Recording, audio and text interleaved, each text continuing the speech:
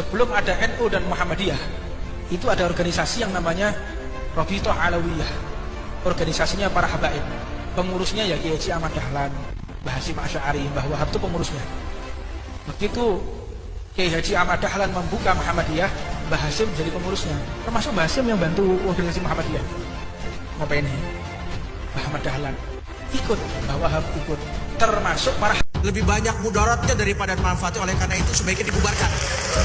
Satu, karena sudah terbukti secara jelas bahwa seluruh harusnya organisasi rasis yang anti kesetaraan dan penuh doktrin sesat yang melawan kebinekaan ini harus segera dibubarkan.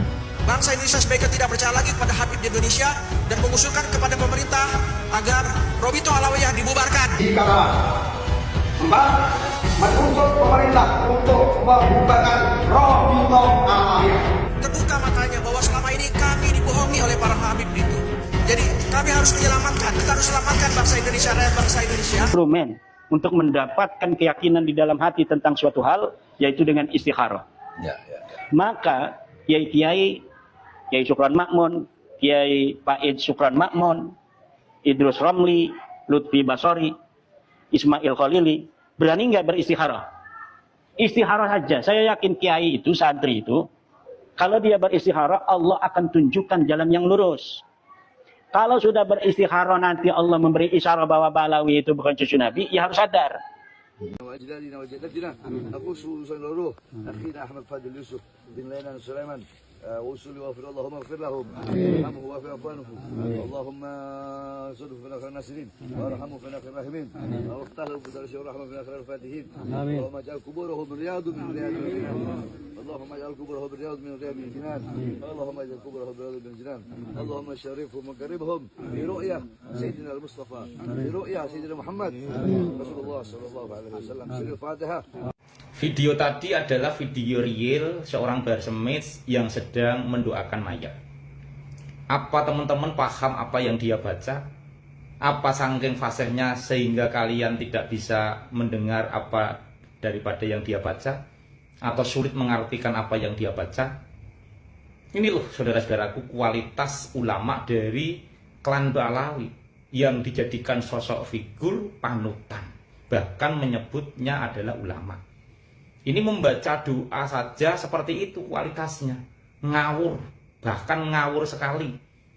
Ini contoh video real dari Habibmu yang kau anggap orang yang alim, yang soleh, yang pinter, bahkan berilmu. Orang paham loh saudara-saudaraku, ya. Mau dia bahasa Arab, mau dia bahasa Hongkong, mau dia bahasa Belanda, ya. Ini semua tahu, apalagi bahasa Arab. Mendoakan orang mati, ya saat dia dikubur, doanya kan juga simpel-simpel saja yang dia baca, tetapi tidak ada korelasi daripada doa tadi itu. Terkesan ngawur, ini ayat apa, terus doa dari mana asal doa tersebut itu. Sampai-sampai kita bingung, ini yang dia baca itu apa sih? Kita sampai tak dengar kayak pelan-pelan loh. Yang dia baca itu apa gitu, sampai saya itu bingung. Ini berdoa. Sebenarnya berdoa untuk siapa, terus apa sih arti daripada yang dia lafadzkan, sampai saya itu juga bingung. Yang dia doa, yang dia baca itu doa apa gitu loh. Aneh kan? Ya terserah sekarang panjenengan yang menilai sendiri. Inilah kualitas daripada ya ulama Balawi. Lutfi bin Yahya, enak kali makan uang apa ya? Makan uang makan palsu ya, 5 karung setiap tahun. Rasanya gimana tuh? Halal apa haram tuh Lutfi? Makan uang hasil. Kita jumpa dengan salah satu orang, itu Rasul yang benar-benar, yang kalau di sini tuh palsu itu, yang di Indonesia palsu itu, ya suka tawar-tawar aja jual minyak wangi. Kali ini betul-betul min sulati ahlul bait, sulati Rasulullah sallallahu alaihi wasallam. Al-Hasani dari Sayyidina Hasan, bukan Sayyidina Husain, Sayyidina Hasan bin Sayyidina Ali. Kalau kebanyakan di sini kan ngakunya Al-Husaini, ngakunya Alawi, yani Alawi bin Ubaidillah bin Kok bisa jikir dia tarim bukan ingat Allah tapi ingat fakih muqaddam. Itu di antara wiridnya dia, ya terima Allah setiap hari 200 kali, ya terima Allah, ya terima Allah. Saya rindu. Saya malu dari maksud al-tarim dimaksud itu bukan yang kaya-kaya, bukan yang pejabat-pejabat, bukan, tapi apa? Bagi pada itulah Habib Ahmad Al-Mahdhur radhiyallahu anhu. Adhkuruni adhkurkum washkuruni wala takfurun. Zikirlah kepadaku maka aku akan ingat kepadamu. Zikirlah kepadaku dengan taat, adhkurkum bil maghfirah. Zikirlah kepadaku bit ta'ah, wadhkuruni bil maghfirah, adhkurkum bil maghfirah. Washkuruni wala takfurun. Barang siapa yang tidak pernah bersyukur, tidak pernah berzikir, kelasnya sudah kelas kufur, kufrun ni'mah. Data tentang isi daripada kurapat kitab karangan Ba'lawi _ ajaran sesat Ba'lawi. Sebagian saja ini ya. Yang pertama, Habib ngaku sebagai Tuhan. Keterangan dari kitab Al-Masra'ur Rawi dalam bentuk manuskrip. 2. Habib merasa memiliki karomat dengan cara memegang payudara istri tetangganya. Ini tertuang di kitab Kunuzus Sa'adah. Halamannya sengaja saya burumkan biar mereka cari dulu. Yang ketiga, Habib sudah mati tapi mampu bikin hamil istri dan istrinya punya anak. Keterangan kitab Diwan Syair Habib Abdurrahman Segaf. 4. Habib tidak pernah mati. Kitab Syarah Ainiyah. 5. Orang ajam atau orang Habib dituduh sebagai binatang. Wa ammal ajam fa innamahum kal bahaim. Keterangan An-Nahrul Maurud juz 2. 6. Habib mampu merubah kotoran jadi emas. Kitab Tadhkirun Nas. 7. Nabi Muhammad SAW, Imam Ali, Sayyidina Hasan, Sayyidina Husain belajar ngaji ilmu nahu sorof pada Habib. Keterangan kitab Al-Fudhat Al-Bahriyah. 8. Tarekat Anak Sabandiyah, Qadiriyah dan para pengikutnya adalah tarekat setan. Keterangan Uqudul Almas. 9. Habib berhaji di Hadramaut menurut pengakuannya atas perintah ruh Nabi dan ruh wali. Keterangan kitab Majmu' Mawaid wa Kalami Habib Ahmad bin Umar bin Smith. 10. Habib membolehkan bikin kuburan palsu. An-Nahrul Maurud. 11. Habib bisa diskusi ngobrol dengan Allah. Keterangan Syarhus Sudur. 12. Habib mampu menolong ibunya di saat ibunya masih kecil. Keterangan kitab Al-Fuad Al-Mukhtarah. 13. Jawa adalah wilayah terlaknat, penebar fitnah dan berpusatnya segala kehinaan. Keterangan Iqdul Yawaqid. 14. Habib berhasil meronsen kuburan, mengidentifikasi keberadaan kuburan Sayyid Ahmad bin Isa. Jadi ilmunya ilmu ronsen. Keterangan kitab An-Nurus Safir. 15. Habib syahadatnya ada 3. Keterangan Tadbitul Fuad. 16. Habib mampu tawaf di surga. Keterangan Kunuzus Sa'adah. 17. Habib mampu mencari orang-orang yang ada di surga dan di neraka. Keterangan Syarhul Ainiyah. 18. Habib bisa memiliki keramat terjun ke neraka untuk menyelamatkan seluruh penduduk Tarim. Syarhul Ainiyah. 19. Ulama tidak bisa bangun dari sujud sholat karena walat menghina Habib. Al-Masra'ur Rawi. 20. Membawakan air untuk diberikan kepada anak Habib, pahalanya lebih baik dari 600 haji dan 600 umroh. Tadhkirun Nas. 21. Siapa, ini sebagai kitab sanggahan ya, siapa yang mengaku bisa mi'raj bertemu Allah dihukumi kufur secara ijma. Keterangan kitab Asy-Syifa bi Ta'rifi Huquqil Mustafa. 22. Habib mampu selamatkan penduduk Hadramaut dari neraka. An-Nurus Safir 118. 23. Habib bisa ngobrol dengan saudaranya ketika masih di perut ibunya. Keramat ini luar biasa. Keterangannya di kitab Al-Jawahir Manaqib Syekh Abu Bakar di Tajil Akabair. 24. Nasab Habib diisbat langsung oleh Nabi Muhammad melalui Nabi Khidir. Keterangan Tadhkirun Nas. 25. Habib Ba'lawi lebih mulia dari Ahlul Bait. Keterangan kitab Bughyatul Mustarsyidin. 26. Tarekat Ba'lawi lebih utama dari semua tarekat selain Ba'lawi. Keterangan Bughyatul Mustarsyidin. 27. Habib boleh mengulang bacaan sholat dimanapun berada. Keterangan Samsud Dohiro. 28. Istri Nabi yakni Sayyidatina Khadijah Al-Kubra radhiyallahu anhuma wa radhiyallahu anhu alaihi salam menjadi pelayan kopinya Habib. Keterangan Tajul A'ros. 29. Roh Habib mampu merasuk ke dalam siluman ular. Keterangan Majmu' Kalam Ahmad bin Umar. 30. Sultanul Aulia Syekh Abdul Qadir Al-Jilani difitnah oleh kitab karangan Habib bahwa beliau Syekh Abdul Qadir Jilani nasabnya tidak nyambung lewat Imam Hasan maupun Husain, sehingga Syekh Abdul Qadir Jilani bukan dzurriyyah Rasulullah. Keterangan di kitab Abnaul Imam. Oplak.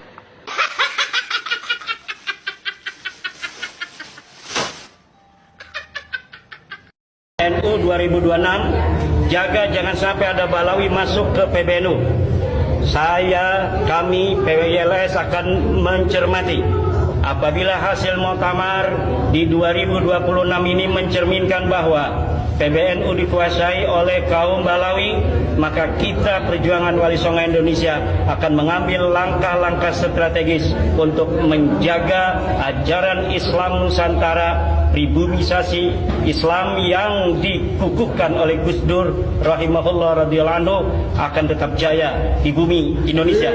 Dengan NU atau Nahdlatul Ulama, baik tingkat bawah ataupun tingkat pusat, sangat mengkhawatirkan karena para habaib Ba'alawi menyusup masuk menguasai pengurusan NU atau Nahdlatul Ulama. Oleh sebab itulah Fuad Pleret dengan tegas mengatakan bahwa bangsa Indonesia tidak aman. Dengan penuh keyakinan jika NU direbut Habib-Habib Ba'alawi, maka semuanya akan kacau. Saya khawatir nanti NU lama-lama direbut oleh Habib-Habib Ba'alawi itu. Dan kalau udah direbut ya udah kacau balonan. Yakin. Setelah semua itu, Fuad Pleret menjelaskan bahwa ia memberanikan diri dengan mengatakan semua itu bukan tanpa alasan, dan bukan juga dirinya ingin masuk menjadi struktur NU. Akan tetapi menurutnya, yang pertama menyadarkan kiai-kiai NU, yang kedua menyelamatkan bangsa Indonesia, karena menurutnya 70% bangsa Indonesia ada di tangan NU. Habib Syekh baru-baru ini dikeluarkan dari kepengurusan NU. Seperti kita ketahui, Habib Syekh pada awalnya merupakan termasuk anggota pengurus besar Organisasi Keagamaan Nahdlatul Ulama atau NU. Namun baru-baru ini beliau dikabarkan telah dikeluarkan imbas hal kontroversial yang baru saja dilakukannya, di mana ia merendahkan dan menghina Gus Baha. Pada awalnya, Habib Syekh menyebutkan bahwa Gus Baha tak layak jadi ulama besar karena ilmunya tidak seberapa dan beliau tidak pernah mondok di luar negeri. Sehingga gara-gara hal tersebut banyak yang mengecam Habib Syekh. Imbas hal tersebut, Gus Yahya mengeluarkan Habib Syekh dari keanggotaannya karena ia menganggap Habib Syekh telah melanggar dan telah berlaku sombong, dan itu tidak pantas dimiliki oleh anggota PBNU. Beberapa nama santer, misalnya kayak Menteri Agama gitu. Oh, Pak Menteri Agama ya, Pak Nasaruddin Umar. Ya, beliau salah satu yang berpotensi ya. Karena kalau kita lihat ini sejak zaman Gus Dur ya, paling enggak 40 tahun terakhir ini, 3 ketua umum itu sebelumnya pernah jadi Khatib Am. Gus Dur sebelum ketua umum jadi Khatib Am, ya. Kemudian Yai Said sebelum ketua umum jadi Khatib Am. Dan terakhir Gus Yahya sebelum ketua umum Khatib Am. Lah, Prof Nasaruddin Umar ini pernah jadi Khatib Am di era Kiai Sahal Mahfud. Jadi beliau sangat berpotensi. Menjelang pelaksanaan Musyawarah Nasional Alim Ulama dan Konferensi Besar Nahdlatul Ulama tahun 2026, Sekretaris Jenderal PBNU Gus Saifullah Yusuf atau Gus Ipul memimpin apel kesiapan Barisan Ansor Serbaguna atau Banser di halaman Madrasah Barat Pondok Pesantren Al-Falah Peloso, Kediri. Apel ini menjadi bagian dari persiapan pengamanan Forum Strategis Nahdlatul Ulama yang akan digelar di Pesantren Peloso. Banser bersama tim keamanan internal pondok akan menjadi garda terdepan dalam menjaga kelancaran, ketertiban, dan keamanan seluruh rangkaian kegiatan Munas dan Konbes NU 2026. Dalam arahannya, Gus Ipul menyampaikan bahwa skema pengamanan masih terus dimatangkan bersama pihak pesantren melalui pemetaan kebutuhan di lapangan. Gus Ipul optimis seluruh kebutuhan pengamanan dapat terpenuhi dengan baik. Gus Ipul juga menegaskan bahwa Banser selama ini memiliki peran penting dalam menjaga ulama, pesantren, serta keutuhan bangsa. Banser dari ulama untuk bangsa. Karena itu, keterlibatan Banser dalam pengamanan Munas dan Konbes NU merupakan wujud hikmat dan tanggung jawab organisasi dalam mendukung agenda besar Nahdlatul Ulama bagi umat dan bangsa. Sekretaris Jenderal PBNU sekaligus Ketua Panitia Muktamar NU Saifullah Yusuf atau Gus Ipul mengatakan, Pondok Pesantren Bahrul Ulum Tambak Beras, Jombang telah siap menjadi tuan rumah Muktamar ke-35 Nahdlatul Ulama yang akan berlangsung pada 27 hingga 30 Agustus 2026. Untuk menyambut ribuan muktamirin dan tamu undangan dari berbagai daerah, panitia menyiapkan sebanyak 3.370 kamar yang tersebar di sejumlah gedung di komplek pesantren. Kamar-kamar tersebut akan dilengkapi pendingin ruangan serta fasilitas toilet yang memadai. Gus Ipul memastikan seluruh kebutuhan muktamar terus dimatangkan, mulai dari akomodasi, konsumsi, tempat persidangan, transportasi, distribusi logistik, hingga pengamanan. Setiap peserta akan mendapatkan makan 3 kali dan makanan ringan 2 kali dalam sehari. Panitia juga menyiapkan pengaturan arus kedatangan dan kepulangan peserta agar berjalan tertib dan lancar. Untuk menjaga keamanan dan kenyamanan selama muktamar, personel Barisan Ansor Serbaguna atau Banser, Pager Nusa, serta keamanan pondok pesantren akan ditempatkan di sejumlah titik strategis. Panitia terus berkoordinasi dengan pemerintah Provinsi Jawa Timur, pemerintah Kabupaten Jombang, jajaran PBNU, PWNU, PCNU, serta keluarga besar Pondok Pesantren Bahrul Ulum Tambak Beras. Gus Ipul berharap Muktamar ke-35 NU dapat berlangsung sukses, tertib, membawa kegembiraan, serta menghadirkan keberkahan bagi seluruh warga Nahdliyin. Sementara itu, Sekretaris Steering Komite Muktamar ke-35 NU, Profesor Muhammad Nuh mengatakan, pelaksanaan Muktamar di Tambak Beras memiliki makna yang sangat khusus. Setelah NU berusia 1 abad, Muktamar kali ini menjadi momentum untuk kembali bersilaturahmi kepada para muasis, para ulama yang telah meletakkan dasar perjuangan Nahdlatul Ulama. Karena itu, seluruh peserta diharapkan menjaga persaudaraan dan menghadirkan suasana muktamar yang sejuk, gembira, berkualitas, bermartabat, dan penuh keguyuban. Dengan semangat kebersamaan keluarga besar Bahrul Ulum dan seluruh panitia, Tambak Beras siap menyambut Muktamar ke-35 Nahdlatul Ulama. Muktamar ke-35 Nahdlatul Ulama di Tambak Beras Jombang. Gembira, berkah, berkah, berkah. Alhamdulillah. Assalamualaikum, selamat malam Mas Wibi ya, singkamu dewe sak Banyuwangi. Bapak Juri ya, oke siap. Oh, ada bundanya ini tuh. Oh iya. Wanita gaib dari awal. Oh gitu ya. Ini kawan-kawan, belajar mencoba pegang kuas. Ke kuas punya Mas? Ini goib. Karena dengan ini ternyata menghasilkan. Oh gitu ya, oke siap. Iya. Ini kan ya lunggu aja Mas, lunggu masih sopan Mas, lunggu. Oh ini masih perjalanan goib. Lunggu. Ini. Itu.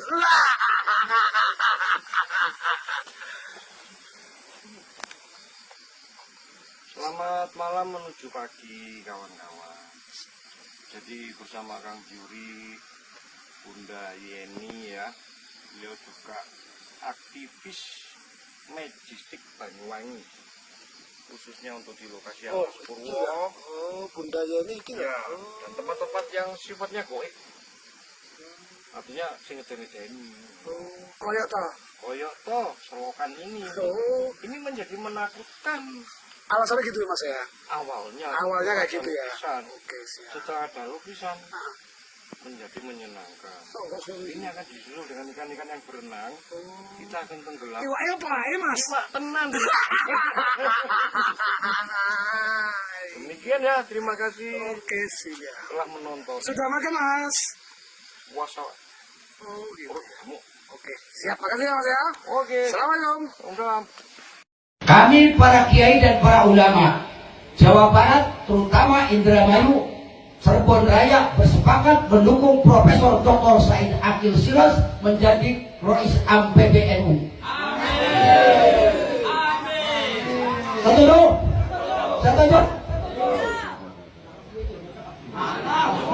Ada satu lagi nama seorang ulama yang sangat ditakuti oleh golongan Baklawi Yaman jika naik di pucuk pimpinan Jam'iyah Nahdlatul Ulama. Beliau adalah Kiai Haji Asef Saifuddin Halim, putra dari salah satu pendiri NU, seorang ulama besar yang pernah direndahkan di muka umum oleh Taufik As-Segaf, ketua Robitoh Alawiyah dalam sebuah acara. Bahkan ketinggian ilmu Bal'am bin Ba'ura itu mencapai ma'rifatullah, ma'rifah Allah subhanahu wa ta'ala. Masya Allah.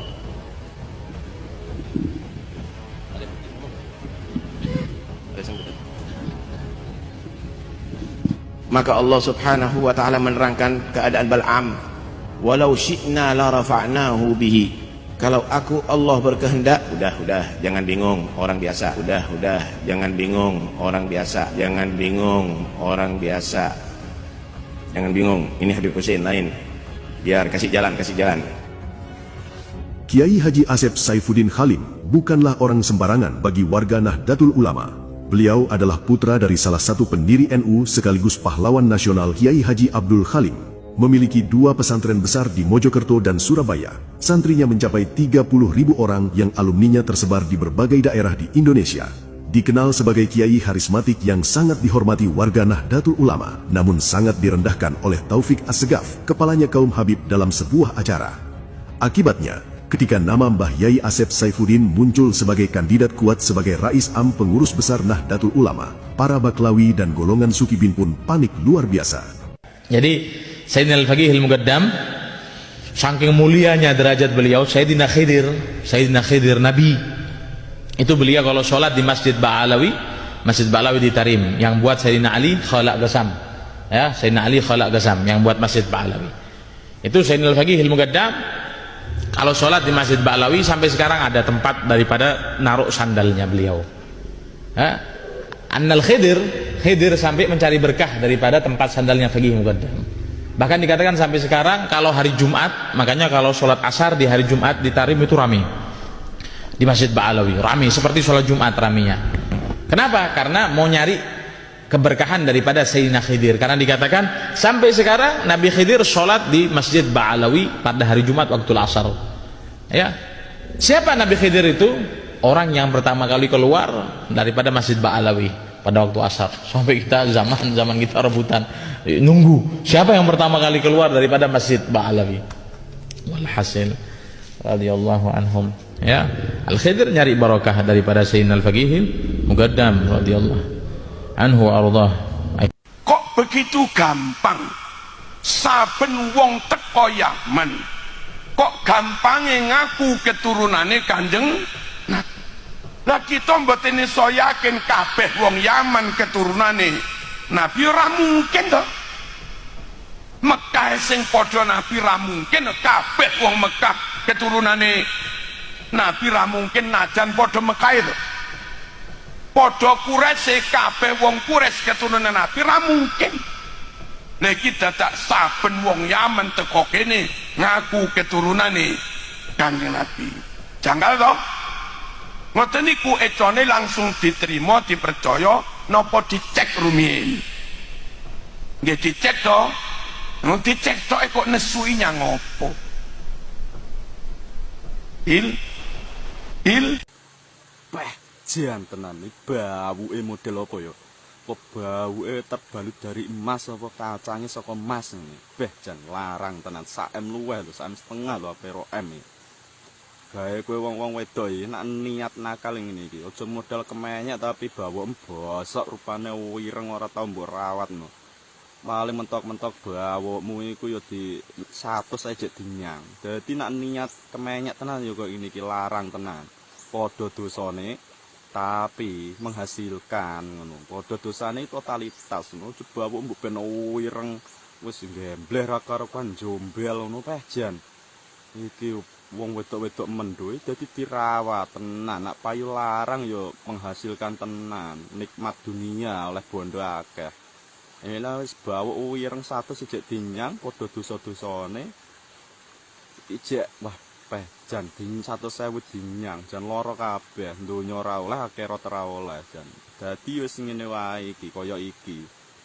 Wong ya sangar mbarike ngene peh jan lewegit tenan nyopet iki.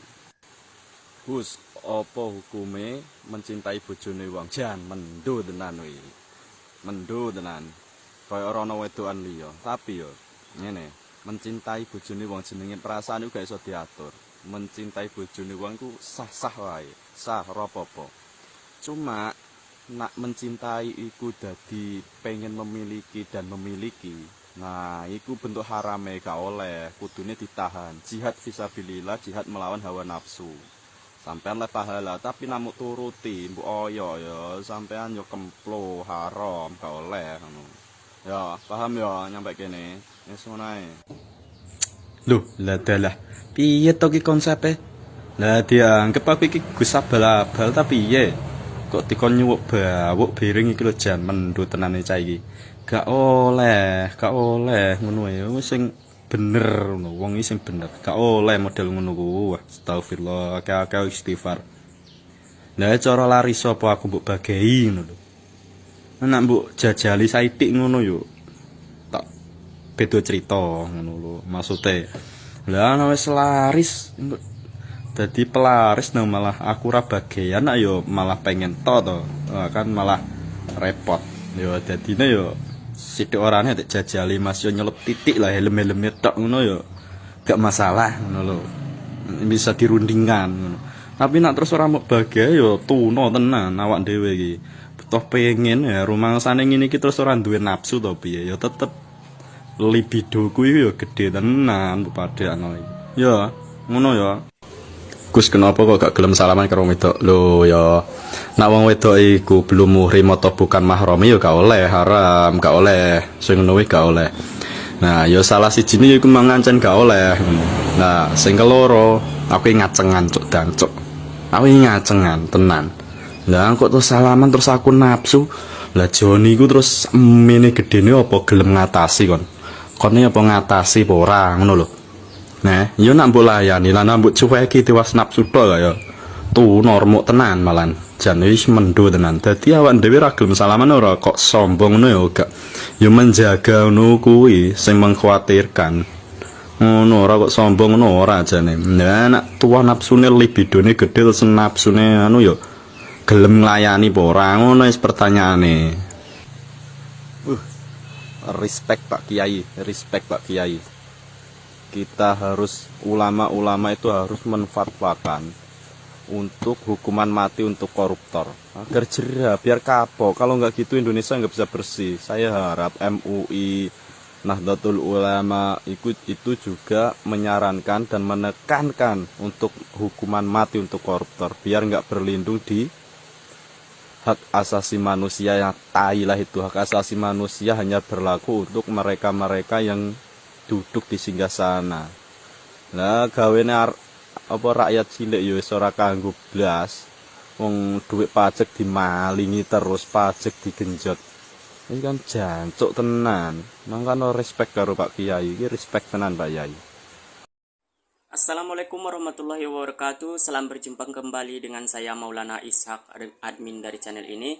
Dalam kesempatan kali ini saya ingin mengajak para sahabat untuk berdiskusi tentang mengenai para Habib Balawi dan nasab mereka.